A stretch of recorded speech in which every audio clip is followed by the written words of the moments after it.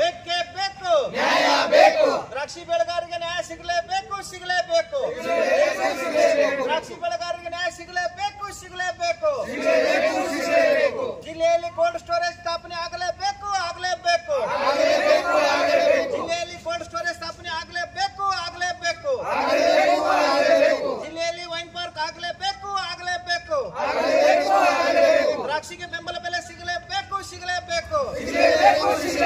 ದ್ರಾಕ್ಷಿಗೆ ಬೆಂಬಲ ಬೆಲೆ ಸಿಗಲೇಬೇಕು.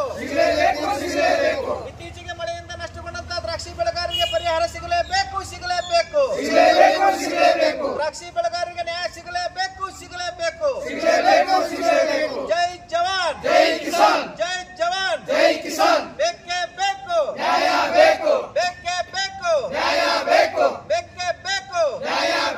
ಜೈ ಜವಾನ್, ಜೈ ಕಿಸಾನ್. ಕರ್ನಾಟಕ ರಾಜ್ಯ ರೈತ ಸಂಘಕ್ಕೆ, ಹಸಿರು ಸೇನೆಗೆ, ನೇಗಿಲ ಯೋಗಿಗೆ, ಅನ್ನದಾತನಿಗೆ, ರೈತ ಕಾರ್ಮಿಕರಿಗೆ, ರೈತ ಮಹಿಳೆಯರಿಗೆ, ದ್ರಾಕ್ಷಿ ಬೆಳೆಗಾರರಿಗೆ, ಕೋಟ ತಾಲೂಕಿನ ದ್ರಾಕ್ಷಿ ಬೆಳೆಗಾರರಿಗೆ, ವಿಜಯಪುರ ಜಿಲ್ಲೆಯ ದ್ರಾಕ್ಷಿ ಬೆಳೆಗಾರರಿಗೆ ಬೇಕೇ ಬೇಕು.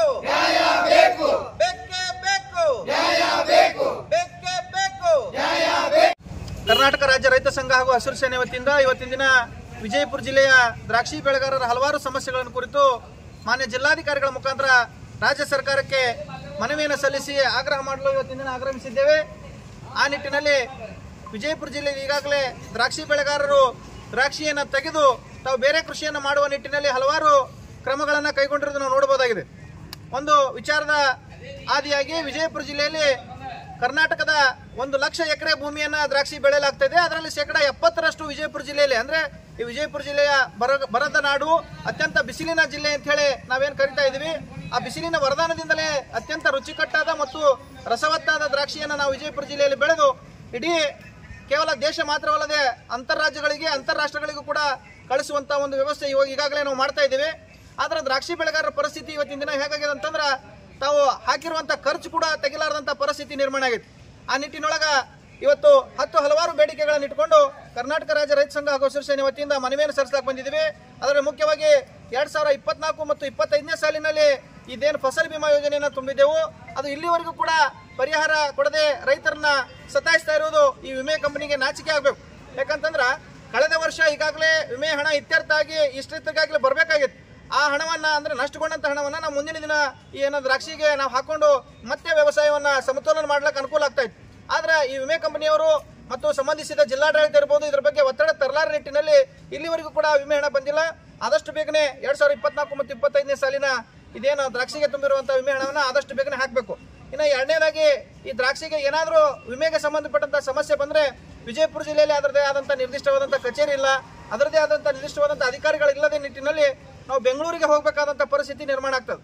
ಅದಕ್ಕೆ ಆದಷ್ಟು ಬೇಗನೆ ಈ ಏನು ವಿಮೆ ತುಂಬಿಕೊಂತಾರ ಆ ವಿಮೆಯ ಕಂಪನಿಯ ಒಂದು ಕಚೇರಿಯನ್ನು ವಿಜಯಪುರ ಜಿಲ್ಲೆಯಲ್ಲಿ ಪ್ರಾರಂಭ ಮಾಡಬೇಕಂತ ಹೇಳಿ ಇವತ್ತಿನ ದಿನ ಮತ್ತೊಮ್ಮೆ ಒತ್ತಾಯ ಮಾಡ್ತಾ ಇದ್ದೇವೆ. ಇನ್ನು ಇವತ್ತಿನ ದಿನ ನಾವು ನೋಡಬಹುದು, ಈ ತಿಂಗಳು ಮತ್ತು ಕಳೆದ ತಿಂಗಳು ಅತ್ಯಂತ ಹೆಚ್ಚಿನ ಮಳೆಯಿಂದಾಗಿ ಸಾಕಷ್ಟು ನೀರು ನಿಂತು ಈ ಜಿಲ್ಲೆಯಲ್ಲಿ ಹಲವಾರು ಬೆಳೆಗಳನ್ನು ನಷ್ಟಗೊಂಡಿರೋದು ನಾವು ನೋಡಬಹುದಾಗಿದೆ. ಅದೇ ರೀತಿಯಾಗಿ ಡೋಣಿ ನದಿಗಳು ಕೂಡ ತುಂಬಿ ಹರಿದು ಸಾಕಷ್ಟು ನಷ್ಟ ಆಗಿರುವುದನ್ನು ನೋಡಬಹುದಾಗಿದೆ. ಇನ್ನು ಭೀಮೆಯಿಂದ ಕೂಡ ಹಲವಾರು ನಷ್ಟ ಆಗಿರುವುದು ನೋಡಬಹುದಾಗಿದೆ. ಆದಷ್ಟು ಬೇಗನೆ ಜಿಲ್ಲಾಡಳಿತ ಜಂಟಿ ಸಮೀಕ್ಷೆಯನ್ನು ಕೈಗೊಂಡು ಕೃಷಿ ಮತ್ತು ತೋಟಗಾರಿಕೆ ಮತ್ತು ಕಂದಾಯ ಇಲಾಖೆ ಸಹಯೋಗದೊಂದಿಗೆ ಜಂಟಿಯನ್ನು ಸರ್ವೆ ಮಾಡ್ತಾರೆ. ಅದರಲ್ಲಿ ದ್ರಾಕ್ಷಿಗೆ ನಷ್ಟ ಆಗಿರುವಂಥ ಎಲ್ಲ ರೈತರಿಗೂ ಖಂಡಿತವಾಗಿ ತಾವೇನಾದ NDRF ಮತ್ತು SDRF ಗೈಡ್ಲೈನ್ಸ್ ಪ್ರಕಾರ ಪರಿಹಾರ ಕೊಡಲೇಬೇಕು. ಇದರಲ್ಲಿ ಕೂಡ ತಾರತಮ್ಯ ಮಾಡ್ತಾ ಇದ್ದಾರೆ. ಯಾವ ರಾಜಕಾರಣಿಗಳು ಬಲಿಷ್ಠ ಆಗ್ಯಾರ ಅವರ ಮಾತನ್ನು ಕೇಳಿ ತಮ್ಮ ಮತಕ್ಷೇತ್ರದಲ್ಲಿ ಮಾತ್ರ ದಾಳಿಂಬರಿಗೆ ಮತ್ತು ಏನು ದ್ರಾಕ್ಷಿಗೆ ಹೆಚ್ಚಿನ ಹಣಕಾಸು ಕೊಡುವಂಥದ್ದು ಕೂಡ ನಾವು ನೋಡಬಹುದಾಗಿದೆ. ಅದು ಆ ರೀತಿ ಆಗ್ಬಾರ್ದು. ಯಾರ್ಯಾರು ನಿಜವಾಗಿ ನಷ್ಟಗೊಂಡಾರ ಅವರಿಗೆ ಪರಿಹಾರ ಕೊಡಬೇಕಂತೇಳಿ ನಾವು ಒತ್ತಾಯ ಮಾಡ್ತಾ ಇದ್ದೀವಿ. ಇನ್ನು ವಿಜಯಪುರ ಜಿಲ್ಲೆಯಲ್ಲಿ ಎಷ್ಟು ಅವಶ್ಯಕತೆ ಐತೆ ಅಷ್ಟು ಕೋಲ್ಡ್ ಸ್ಟೋರೇಜ್ಗಳಿಲ್ಲ. ಈಗಾಗಲೇ ಸರ್ಕಾರದ ಅನುಮೋದನೆ ಮೇರೆಗೆ ಕೋಲ್ಡ್ ಸ್ಟೋರೇಜ್ ಭೂಮಿ ಪೂಜೆ ಮಾಡಿದ್ದಾಗಿದೆ. ಕಳೆದ 2-3 ವರ್ಷಗಳಿಂದ ಆ ಕಾಮಗಾರಿ ನೆನೆಗುದಿಗೆ ಬಿದ್ದದ್ದು. ಆದಷ್ಟು ಬೇಗನೆ ಸರ್ಕಾರದ ವತಿಯಿಂದ ಕೋಲ್ಡ್ ಸ್ಟೋರೇಜ್ ಇನ್ನೂ ಹೆಚ್ಚು ಆಗಬೇಕು. ಅಂದಾಗ ಮಾತ್ರ ವಿಜಯಪುರ ಜಿಲ್ಲೆ ಎಲ್ಲ ದ್ರಾಕ್ಷಿ ಬೆಳೆಗಾರರು ತಾವು ಬೆಳೆದಂಥ ದ್ರಾಕ್ಷಿಯನ್ನು ಸ್ಟೋರೇಜ್ ಮಾಡಿ ತಮಗೆ ಬೆಲೆ ಬಂದಂಥ ಸಂದರ್ಭದಲ್ಲಿ ಮಾರಾಟ ಮಾಡ್ಲಿಕ್ಕೆ ಯೋಗ್ಯ ಆಗ್ತದೆ. ಇಲ್ಲಪ್ಪ ಅಂತಂದ್ರೆ ದ್ರಾಕ್ಷಿ ಕೆಡ್ತದೆ ಅಂತೇಳಿ ಇಲ್ಲಿ ಮಾರುಕಟ್ಟೆ ಸತ್ಯಕ್ಕಿಲ್ಲ. ಅದನ್ನ ಏನು ಮಾಡ್ತೀವಿ ನಾವು, ನೇರೇ ತಾಸಗಾಂವ್ಗೆ ತೊಗೊಂಡು ಹೋಗಿ ಮಾರುಕಟ್ಟೆ ಮಾಡಿ ಅದನ್ನ ಏನು 50 ರೂಪಾಯಿ 100 ರೂಪಾಯಿ 200 ರೂಪಾಯಿ ಆ ರೇಟ್ ಬರ್ತದೆ ಆ ರೀತಿಗೆ ಮಾರಿ ನಾವು ಬರಬಾರ್ದಂಥ ಒಂದು ಪರಿಸ್ಥಿತಿ ನಿರ್ಮಾಣ ಆಗಿದೆ. ಆದಷ್ಟು ಬೇಗನೆ ವಿಜಯಪುರ ಜಿಲ್ಲೆಯಲ್ಲಿ ಕೂಡ ಅವಶ್ಯಕತೆಗೆ ಅನುಗುಣವಾಗಿ ಕೋಲ್ಡ್ ಸ್ಟೋರೇಜ್ಗಳನ್ನು ನಿರ್ಮಾಣ ಮಾಡಬೇಕು. ಇನ್ನು ವಿಜಯಪುರ ಜಿಲ್ಲೆಯಲ್ಲಿ ವೈನ್ ಪಾರ್ಕ್ ಮಾಡ್ತೀನಿ ಅಂತ ಹೇಳಿ ಕಳೆದ 5 ವರ್ಷದಿಂದ ಇಟ್ಟಂಗಿ ಹಳ್ಳದಲ್ಲಿ ಭೂಮಿ ಕೂಡ ನಿಗದಿ ಮಾಡಿ ಭೂಮಿ ಪೂಜೆ ಮಾಡಿದ್ರು, ಅದು ಕೂಡ ಇಲ್ಲಿವರೆಗೆ ಪ್ರಾರಂಭ ಆಗಿಲ್ಲ.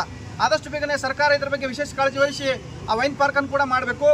ಇನ್ನು APMC ಅಡಿಯಲ್ಲಿ ದ್ರಾಕ್ಷಿ ಖರೀದಿ ಮಾಡ್ತಾ ಇದ್ರು, ಅದು ಕೂಡ ಇಲ್ಲಿವರೆಗೆ ಮತ್ತೆ ನೆನಗುದಿಗೆ ಬಿದ್ದದ, ಅದು ಮಾಡಲಾಗ್ಯಾರ ಅವ್ರು. ಯಾಕಂದ್ರೆ ಏಜೆಂಟ್ರು ಈಗಾಗಲೇ ತಾಸಗಾಂವದಲ್ಲಿ ಇರೋದ್ರಿಂದ ಅಲ್ಲಿ ಕಡಿಮೆ ರೇಟಿಗೆ ಸಿಗ್ತದೆ ಅಂತ ಹೇಳಿ ಅಲ್ಲಿ ಇವ್ರೇನದ ಖರೀದಿ ಮಾಡ್ಲಕತ್ತಾರ. ಅದು ಆಗ್ಬಾರ್ದು. ಸರ್ಕಾರದ ವತಿಯಿಂದ APMCಯ ಅಧಿಕಾರಿಗಳ ಸಹಯೋಗದೊಂದಿಗೆ ಇಲ್ಲೇನು ದ್ರಾಕ್ಷಿ ಖರೀದಿ ಆಯ್ತಪ್ಪ ಅಂತಂದ್ರೆ ನಮ್ಮ ರೈತರಿಗೆ ನೆರೆ ಮಹಾರಾಷ್ಟ್ರ ಅಂದ್ರೆ ಸುಮಾರು 100-200 ಕಿಲೋಮೀಟರ್ ಹೋಗೋದು ತಪ್ಪಿ ಆ ಒಂದು ಖರ್ಚು ಉಳಿದು ರೈತರಿಗೆ ಹೆಚ್ಚಿನ ಲಾಭ ಆಗ್ತದೆ. ಆ ನಿಟ್ಟಿನೊಳಗೆ ಆದಷ್ಟು ಬೇಗನೆ APMC ಅಡಿಯಲ್ಲಿ ಈ ದ್ರಾಕ್ಷಿಯನ್ನು ಖರೀದಿ ಮಾಡ್ಬೇಕಂತೇಳಿ ಈ ಸಂದರ್ಭದಲ್ಲಿ ಕೇಳ್ತಾ ಇದ್ದೀವಿ. ಇನ್ನು ಅತ್ಯಂತ ಪ್ರಮುಖ ಆರೋಪ ಏನಪ್ಪ ಅಂತಂದ್ರೆ ವಿಜಯಪುರ ಜಿಲ್ಲೆಯಲ್ಲಿ ವಿಮೆ ತುಂಬುವಂತಹ ಸಂದರ್ಭದಲ್ಲಿ, ದ್ರಾಕ್ಷಿಗೆ ವಿಮೆ ತುಂಬುವಂತಹ ಸಂದರ್ಭದಲ್ಲಿ ಈ ಅಧಿಕಾರಿಗಳ ಜೊತೆ PRO ಅಂತ ಏನು ಕರಿತೀವಿ, ಅವರು ಇದರಲ್ಲಿ ದೊಡ್ಡ ಮಟ್ಟದ ಕೈವಾಡ ಹೊಂದಿ ಮೋಸ ಮಾಡ್ತಾ ಇದ್ದಾರೆ. ಅಂದ್ರೆ ಯಾರ ಹೊಲದಲ್ಲಿ ದ್ರಾಕ್ಷಿ ಇಲ್ಲ ಅವರಿಗೆ ಕೂಡ 50-50 ಮಾತಾಡಿ ಆ ದ್ರಾಕ್ಷಿ ಹಣವನ್ನು ತುಂಬಿಸಿ ಬ್ಯಾನರ್ ಇಟ್ಟು ಅವರೇನು GPS ಫೋಟೋ ಹೊಡೆದಂಥ ಉದಾಹರಣೆಗಳು ಕೂಡ ಇವತ್ತಿನ ದಿನ ಇದಾವೆ.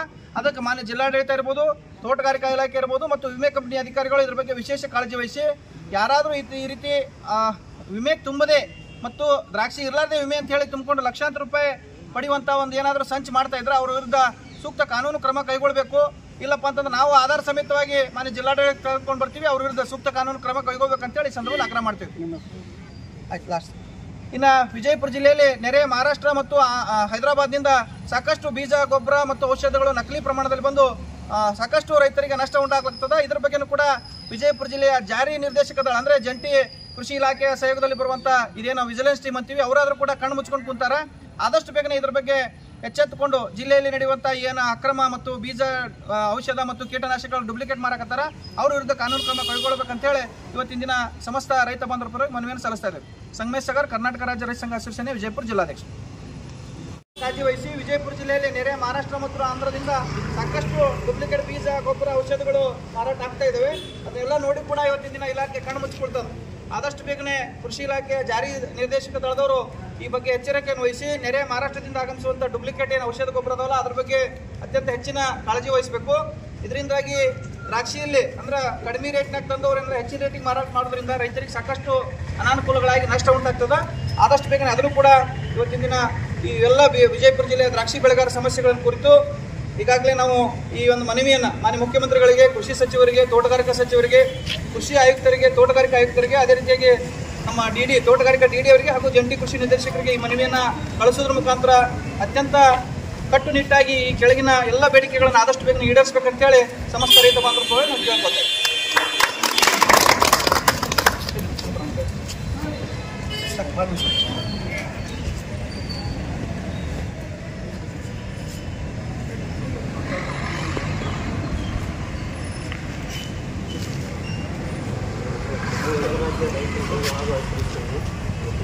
ಜಿಲ್ಲೆಯ ದ್ರಾಕ್ಷಿ ಬೆಳೆಗಾರ ಸಮಸ್ಯೆ ಕುರಿತು ಹಲವಾರು ವಿಶೇಷ ಮನವಿ ಸಲ್ಲಿಸಿದ ಸಂಬಂಧಪಟ್ಟ ಅಧಿಕಾರಿಗಳಿಗೆ